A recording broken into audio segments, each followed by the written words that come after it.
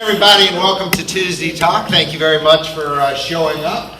And we're going to go ahead and get started. We have a special culture moment presentation. So I'm going to introduce our Director of Environmental Services, Jesse. Come on up. Thank you.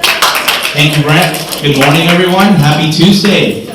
So I'm here for a very special occasion. We like to celebrate everyone. And I'm lucky to have a celebration within our department. This individual, I always say that he's quick, efficient, and he always pays attention to detail. Recently, we had the opportunity to receive a call card from one of our residents, and this is how it read. It said, this individual noticed a resident sitting outside in the cold weather. The resident thought that she had a doctor's appointment that day, and unfortunately she did not. So this team member noticed that she was outside in the cold weather, waiting, and he took it upon himself to just verify if the resident actually did have an appointment. So it turns out that the resident did not have an appointment, so he took it upon himself again to go and tell the resident and bring the resident back into our property. So these are the situations that we want to celebrate, going above and beyond our job scope and just noticing these amazing moments and being part of it. This team member has been with us since 2020, and this team member also has made a difference in his section, in each apartment that he cleaned. So we're very, very fortunate to have this team member with us.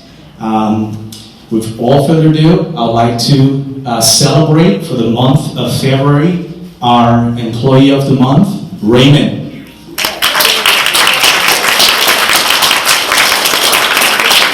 Raymond, we're really happy to have you on our team. If you want to say something to our residents. It's been a great opportunity, and I'm thankful to be a part of Radiant CX. Thank you. Yes, Raymond, thank you. How's your day, you guys?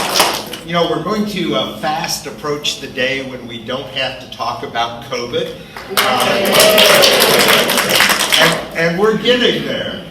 It's more good news to report today. We're still going to do it for a couple of weeks, but we had gone through 157 days of phase 3, and then next Monday, the 15th, we will finally move out of phase 3, and we will be in reopening stage. So very exciting news, and I did want to talk a little bit today about the CDC announcement yesterday that you no longer, if you've been vaccinated, you no longer have to wear a mask, you no longer have to practice, safe protocols. All of that is wrong. And so what I want to do is go through what the CDC is saying, and we'll take a look. I have a presentation here at the board. Okay, so here's our COVID update for March 9th. It's based on the CDC information that was released yesterday about the next steps for COVID. So next slide, please. This is what the CDC said. We've been through a lot this past year, and more people are getting vaccinated each day. We are starting to turn a corner. As more Americans are vaccinated, a growing body of evidence now tells us that there are some activities that fully vaccinated people can resume at low risk. The key word there is fully vaccinated individuals. And so as we think about reopening, we know that 97% of our residents are vaccinated, but we also know that 3% of our residents are not vaccinated. We also know that there are probably 15% of the staff who are not vaccinated, and we know that the majority of your friends, your family, your acquaintances that are coming into the community or that you're coming in contact with, they are not vaccinated either. And so the key word there is fully vaccinated people, and we're not in that environment here. Next slide. When do I wear a mask and when do I not wear a mask? So the CDC says yesterday that fully vaccinated people don't need to wear a mask or socially distance inside a home when visiting with other vaccinated people or an unvaccinated person from one household who is at low risk of severe COVID-19 disease. So let's break that down for just a minute. I thought I was stepping on your foot. I'm so sorry. You don't need to wear that mask if you're visiting with other vaccinated people. So if there are 4 of you and you're playing cards and each of you have been vaccinated, do you need to wear a mask? No. If you're visiting with someone who's from a household who is at low risk, so someone who's age 45, maybe a grandchild who's here visiting, do you have to wear a mask? Probably not. If you're visiting with an adult child who's maybe 65 and has some sort of underlying health condition, has not been vaccinated, would you have to wear a mask? Yes. Okay. This means a person who is fully vaccinated should still wear a mask and socially distance in a home where someone is unvaccinated, over 65, or has an underlying medical condition. It still puts those individuals at risk. And then just continuing on the next page, it gives the last ruling on mask. In a situation where vaccinated people are gathering with unvaccinated people from multiple households, we're at 4 or more different addresses is how we have defined the multiple households. At the same time, everyone should wear a mask and follow social distancing protocols. The CDC is also recommending gathering outdoors because it's a better ventilated space. So just to sort of summarize this, if you go to the cocktail party this week, we may have some outside visitors.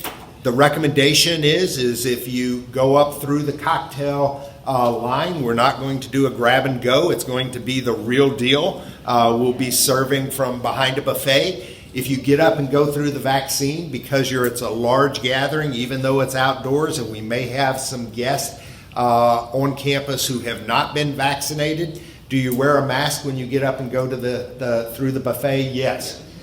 When you sit down at a table, you're sitting primarily with other people who have been vaccinated. Do you need to wear a mask? Probably not. And so some changes in the rules in terms of mask wearing. Next slide. Can I gather with large groups? Regardless of vaccination status, the CDC is still recommending avoiding medium to large size gatherings. So what the CDC is talking about is 100 plus is considered medium. It's going out to a restaurant. A large gathering is considered going out to the ballpark. And so in almost all of the instances here at Regency Oaks, even though we may have 90 people present like we do this morning, that's not considered a medium or large size gathering, particularly if you're all wearing masks. The agency defers to state that local guidance may have some restrictions in place. Pinellas County is pretty much all lifted. That's not true in Hillsborough County, nor is it true in Pasco. But here in Pinellas County, the majority of the restrictions have been lifted. If a fully vaccinated person decides to attend an event or large gathering, the CDC says you should continue to follow the prevention measures that reduce COVID-19, wear a mask, practice good social distancing, and frequently wash your hands. Next slide. Can I see my grandparents? So I hear, can I see my parents? Can I see my grandparents? So this is a response back to your kids. Fully vaccinated grandparents do not have to wear a mask or physically distance if they visit fully vaccinated family members or an unvaccinated family member, as long as they are not in a category for being at risk, highly at risk for catching the COVID-19 disease. So again, if you're If you're looking at a grandchild who's 45, even though they may not be vaccinated, probably safe for you to visit. If you have an adult child coming to visit, they may have an underlying condition, it's probably not safe to visit without protection. Grandparents and family should all wear masks and physically distance if there is more than one household visiting. So, if your son and his family are coming, they're welcome to be here and you can be safe. If your son and your daughter from a different household are coming for the same gathering, that's probably something you should avoid. And so it goes back to the household rule that we've implemented and have been following for months. Fully vaccinated grandparents can visit with their unvaccinated daughter and her children indoors without a mask or social distancing, but if the neighbor decides to show up, then everybody should put on a mask and maintain 6 feet of distance. The gathering is best if it's outdoors or in a well-ventilated area.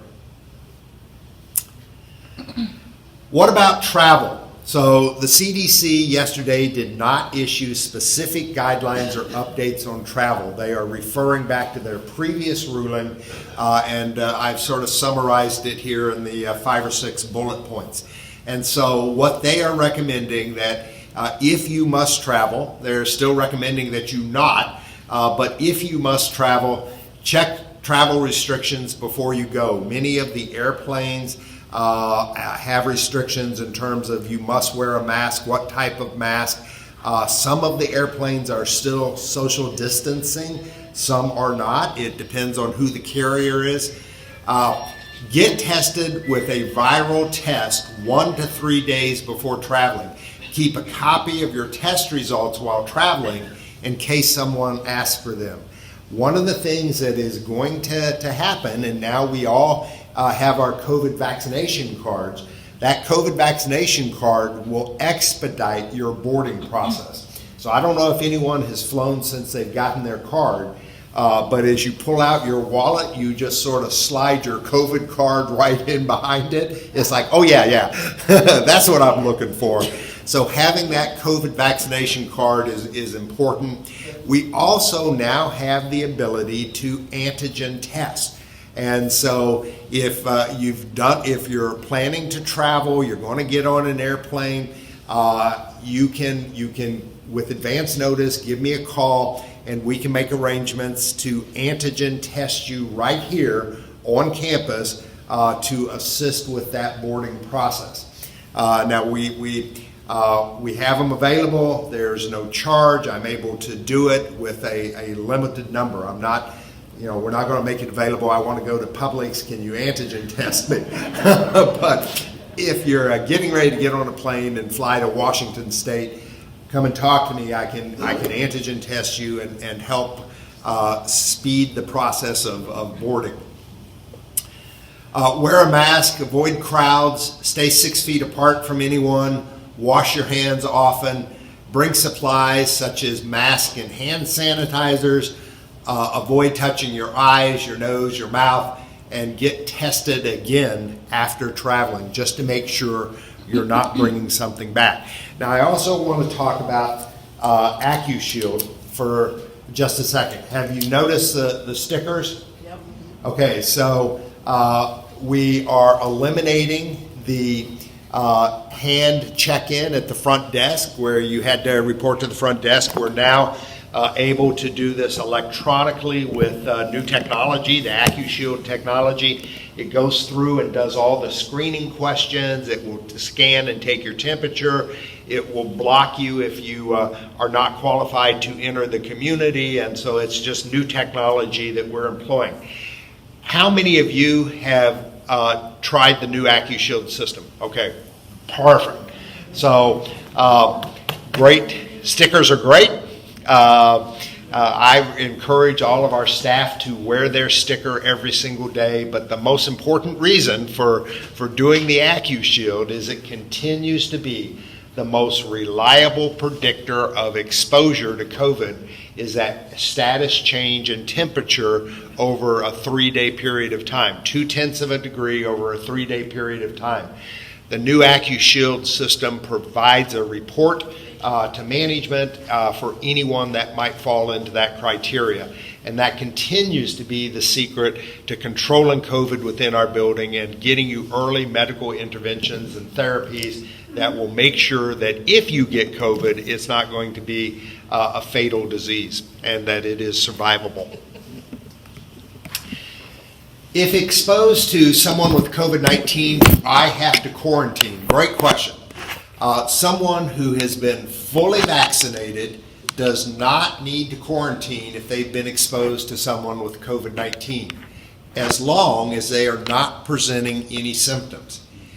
If you're not in quarantine, the CDC recommends monitoring for symptoms for 14 days after exposure. So what that means is if you're out visiting the family and you get the call the next day, oh, Johnny, your great-grandson away at college at spring break, he just got home, wasn't feeling good, he's tested positive, you were over visiting, you do not, just from that exposure, now need to go into quarantine. What you need to do is monitor your symptoms for 14 days, check that temperature, have the wellness check so that wellness can come up and do a pulse oxidation reading on you, and just make sure that you continue to be asymptomatic and not having any pre-symptoms of COVID.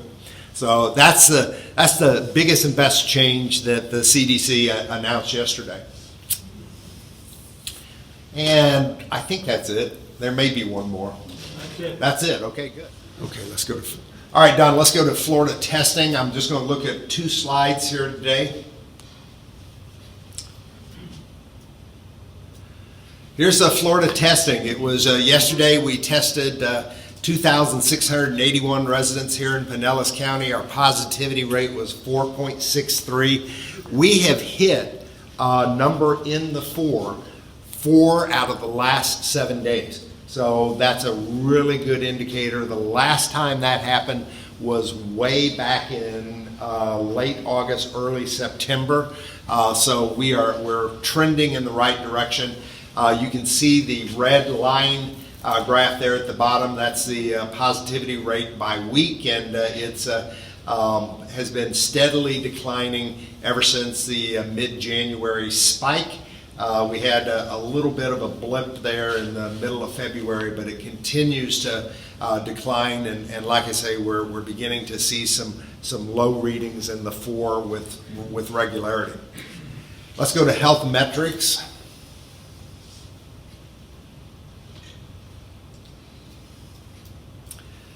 4 charts we always look at. This is the best comparison of where we are. You can see the brown, which is influenza and flu presenting at hospital and urgent cares. The purple is COVID presenting at hospitals and urgent cares, and you can see the purple graph is just really falling off the charts. As more people get vaccinated, as we begin to get herd immunity, as the restrictions that have been so effective are beginning to impact where we're seeing changes. A lot of people are worried about the spring break, and is that going to generate a new spike? It wouldn't surprise me at all, but it probably isn't going to impact us because we're a little older, and we figured out that spring break is probably someplace we don't want to be.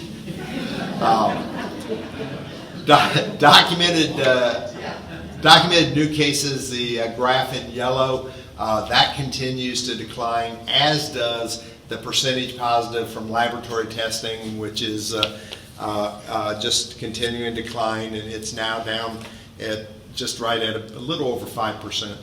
So everything that should be going down is going down, and nothing is going up, so the trend is absolutely in the right direction. Great news. This is the first time this has happened literally since we started this process back in February. And so we have a sheet that we track, and other than our routine testing, you know that we test the skilled nursing staff every single week. That's just a CDC requirement. But it breaks it down into categories. How many people are in quarantine in all 3 product lines, staff and residents. There are 6 categories there. The flu-like symptoms, there are 6 categories. The testing in progress, there are 6 categories. And so for the first time since we started tracking this, there's nothing but zeros on our data. So that is great news, and we are very quickly getting to the point where we're not going to have to talk about COVID. I promise that is coming. Here to talk about great decisions. Some of you have been coming to our sessions, but I want to invite all of you to come to our sessions. Great Decisions is sponsored by the Foreign Service Association. Great Decisions is the world's largest organization that discusses international affairs, and in our case, how these international events and affairs affect our country, and in turn, how our country can influence what's happening in the rest of the world. Let me give you a couple of examples. On March 17, St. Patrick's Day, the topic is Brexit. Bob Pierce will be moderating that session. We'll start off with a half-hour video that is produced by the Foreign Service Association, and then have a half-hour of discussion on topics that are of interest to us as individuals. April 7th, Tony will talk about the 2 careers. He was stationed there for a while, knows a lot about the careers and what's happening between them and what we're doing, what our country is doing to influence what's happening in Korea. April 21st, China and Africa. Bill Clark will be back again talking about the China's influence in Africa and our response to that, which is a kind of an interesting response. May 5th, we're going to talk about the Arctic, because the Arctic has been opened up. We are in great competition with other countries. What's going to happen there? World Health Organization, May 19th, I've invited a physician to come and talk about what the World Health Organization has done to help him in his practice during COVID-19. Hopefully he'll come. And then we'll finish up the year, June 2nd, the end of globalization. Robin Graham will take that topic and ask the question, what is happening in the world to influence globalization versus the attitude that we have, we're turning in on ourselves instead of looking outward. Each meeting has, I said, a video presentation. Many of the participants have purchased a briefing book put out by the Foreign Service Association. Each chapter goes along with the video and the topic. And you can order those if you're interested. I have a phone number you can call with your credit card, and they'll send you the briefing book. Anyhow, that's Great Decisions. If you know your neighbor has gone to one, you can ask, what's it like? Is it interesting? Is it something that I would like? We have anywhere from 20 to 70 people at each session, and I learn a lot. I know nothing about any of these topics, so what I have become is kind of an organizer, and I listen to these presentations and learn. Questions? Good. Thank you. I appreciate your time. Everybody, that we appreciate your wanting to help the associates by donating items, leaving them in the break rooms, but please do not. That is against our policy. We have our employees go in to eat, and there are items all over the break room table. People have taken to leaving shoes, dirty, dusty items that have come out of their closets. It's not just the residents that think that they're being helpful and generous, but family members as well. So please, again, I will ask that you do not leave anything in the employee break rooms. We know you have the best of intentions, but in all honesty, those items are thrown out. So your cooperation is very much appreciated. Thank you. Always been a challenge here in this town hall. It's relatively small, and every time we try to get 140 people in here with a catered event, it's really tight, not a lot of room to move around. So this is going to resolve that, just the size alone. Next slide. And it should advance. Oops. Next slide, next. Okay, so just, it goes up just a little bit more so that we can see some of the colors. There we go. So you're looking at the, there's wainscoting. This is in the lobby area, just right outside the main town hall. This would be in the lobby and the gathering room. You can see that we've selected a 6-inch white wood baseboard that is attractive and more modern than the 2.5-inch baseboard that you're looking at here. This is the flooring that we have selected. It's a vinyl sheet product. It mimics a wood design. It has blues and grays. And then we come over here and we see some wall coverings. This is the wallpaper, the coordinating wallpapers that they're looking at. There's that Wedgwood blue with some gray and some textured white. They call it white gold over here in the corner. These are the sconces and the chandeliers for the greeting area and the lobby, the gathering room. And then they've gone with a very neutral paint. It's a reflective white and an elder white for the trim and accent. So just a very warm Florida look and a little bit more modern and updated. So next slide.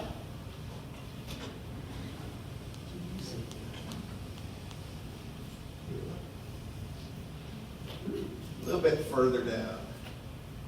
All right, this is the actual town hall itself, and in the center of the town hall, you'll see this carpet. That's a Mohawk carpet. It's an olefin carpet. It's very durable and worthy, but it's also just a great decorative design that will help to cover stains and spills. Just keeps the carpet looking newer. Again, we went with the higher wainscoting on either side. We broke that town hall up into 3 areas, and so the center section has the carpet, and the section on either the left or right-hand side that has this vinyl plank. It's also a Shaw product, very similar to what we used in the tavern, but rather than using the wood tones, we selected this vinyl planking that has a little color to it. It again picks up the gray and the blue. Here are the wall sconces in the town hall, and then these large hanging chandeliers. I think there are a little more than there are between 30 and 36 of those. The space is very large, and so you're going to need a lot of those. The designer, we asked the designer to create an elegant space that would be very up-end, so that if we're doing functions or having a catered event, it has that nice finish and upscale appearance. Next slide. So here are the restrooms. You can see that they're keeping with the gold finishes. The countertops are light. They have a little blue-gray streak in them. You can see the porcelain wall tile also is designed to match, and then there's some accenting tile and some wallpaper there in the center. Again, all of the grays and the blues, very light, very airy, works great in small spaces. All right, next slide. Next slide.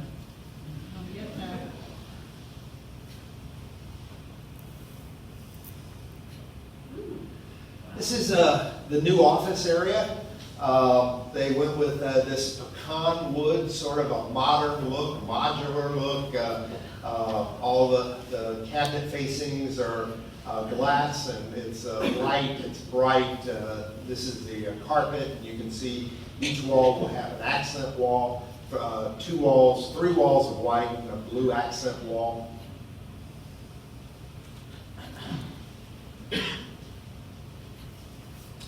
And Bobby, if I missed something, speak up.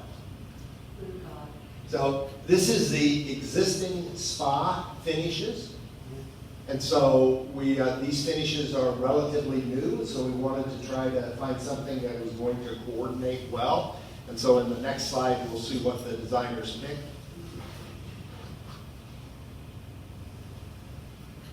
So you can see the countertops. There's this unusual light. The jury is out on that. Okay, and then again the very light, muted tones that will blend so well. And Don, just go up just a little teeny bit, and I think we'll be able to see this flooring choice. Go the other way. Down. And so here's the laminate counters, and Flooring's bottom right. bottom right. Flooring is bottom right. Vinyl plank flooring. Is that in the spa area? That's in the spa area. All right, next slide.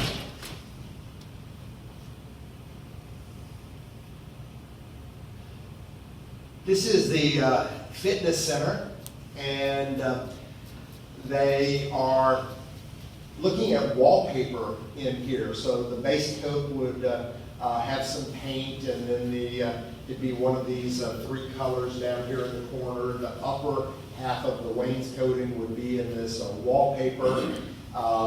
It has accents in blue. All of the exercise equipment, they are looking at white as opposed to black with bright blue seating. So they are looking at these floating acoustical ceiling clouds to help with noise abatement, and they would match them to the equipment, the color of the equipment, which is white and blue. All right, next slide.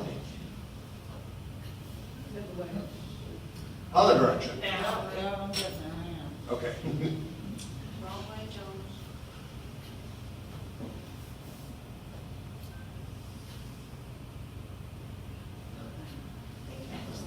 Is that it? That's it? Okay. And so next week, I thought we'd take a more detailed look at the fitness center, and I'd go piece by piece and share that information with you.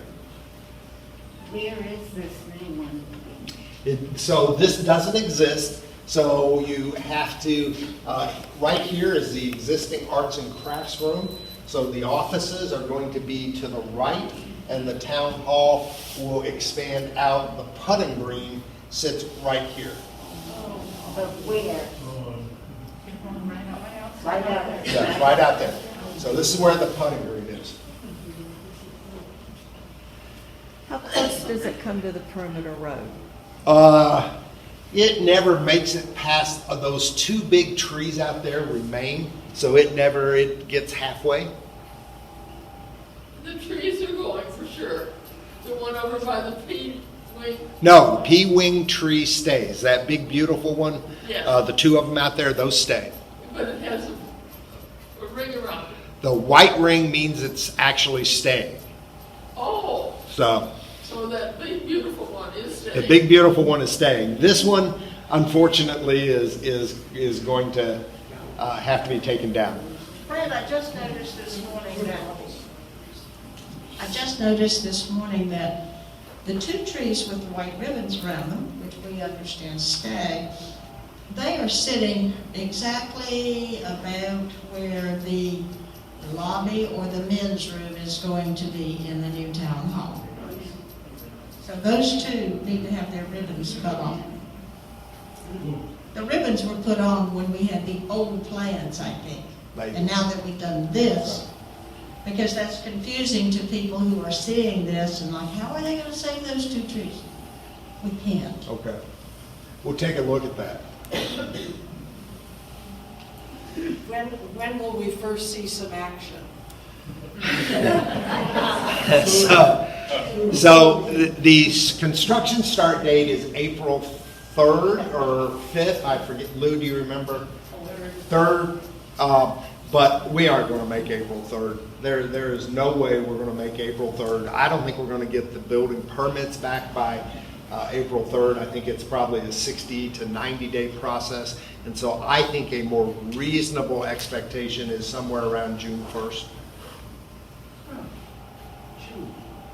They're being overly optimistic. The one thing I've learned in construction is you got to be a little pessimistic in your dates. I don't think we're going to start But before we June. could probably have a whale of a New Year's Eve party this year in the new town hall. That is right, because it is, they're saying 6 months from start to finish, so construction time frame will finish before the end of the year. All right, let me grab one other thing. Breezeway returns tonight. And it's every Tuesday and Thursday night with the exception of cocktail night. So I hope you enjoyed that. The laminator is going to be in the north building this afternoon at 1 o'clock and the south building at 2 o'clock. So if you'd like to have your COVID card laminated, you're welcome to come and do that. We are requesting a donation to the Alzheimer's Association, and we've already raised over $400 to give to the Alzheimer's Association through the lamination. So come down and join us if you'd like to have that done. That is everything on my list, and we're going to open it up for questions. And Harry, you have a mic, I think. Oh, yeah, she didn't know that. And there's another mic. If I can get a second volunteer, Chris, if you want to handle this mic. Mic coming.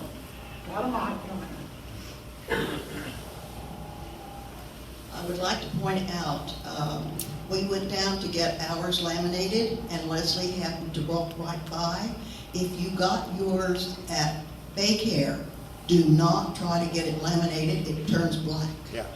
So if you have the Moderna vaccine, they use a label instead of handwriting it, and when you try to heat shrink those labels, it turns them completely dark and it ruins the card.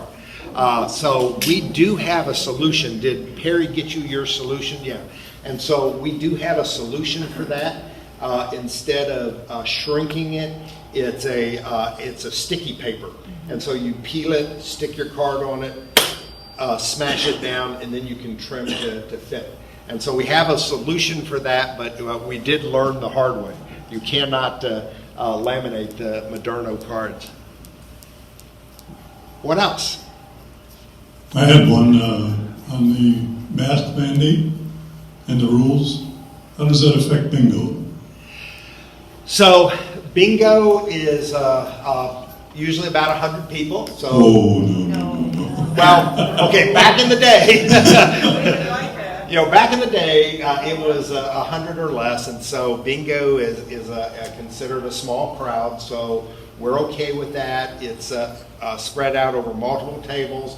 So there's good distancing, and you're playing with most of the people who already have been vaccinated. So that is okay. You're always better off to wear a mask, but it's safe to play bingo. And Play without a mask, you're saying? you can play without a mask. Yeah. What if you have committee meetings that have like 10 people in a private dining room? So, it's okay to be without a mask. And I know this seems risky after a year of wearing a mask for everything you do. But that's going to be one of the challenges that we face as we reopen. One of the things we're going to have to address is takeouts. You know, we used to do 60 takeouts. We're still doing almost 200 takeouts because people are afraid to come out of their apartments. I mean, we're going to have to relearn our behaviors, that it's okay to be in a small group setting and not have your mask. It's okay to come to the dining room. You're going to be fine. It's okay to go through the salad bar. We have the necessary precautions in place. It's going to be a relearning effort for all of us. If we're leaving our apartment just to go down and get the mail, not going to have a meeting or anything, do we need to wear a mask? So yes and no. It depends on who you encounter. So take your mask, and you know, here's one of the things that I do. You will see me walking around without my mask, but I always have my mask with me because I know who's been vaccinated and who hasn't been vaccinated. And so if you are amongst individuals, if you go down to the mailroom and you see 3 or 4 of your friends and you're going to chat for 10 minutes in the mailroom and you know those 3 or 4 people, it's okay to take your mask off because you know whether they've been vaccinated or not. We're moving back to a removal of restrictions, a lifting of limitations, and so it's by definition a higher risk. It's a riskier behavior, but it's safe to do. You've seen the numbers, you've watched the progress, you've lived through this for the past year. And I know the mask gives great comfort, so I'm not saying go out here and everybody take your mask off. I'm saying we're going to start to transition back to normal. And so as you go about the return to normal operations, you want to be smart and you want to be prepared. But yes, it's beginning to become okay to take off your mask in certain situations.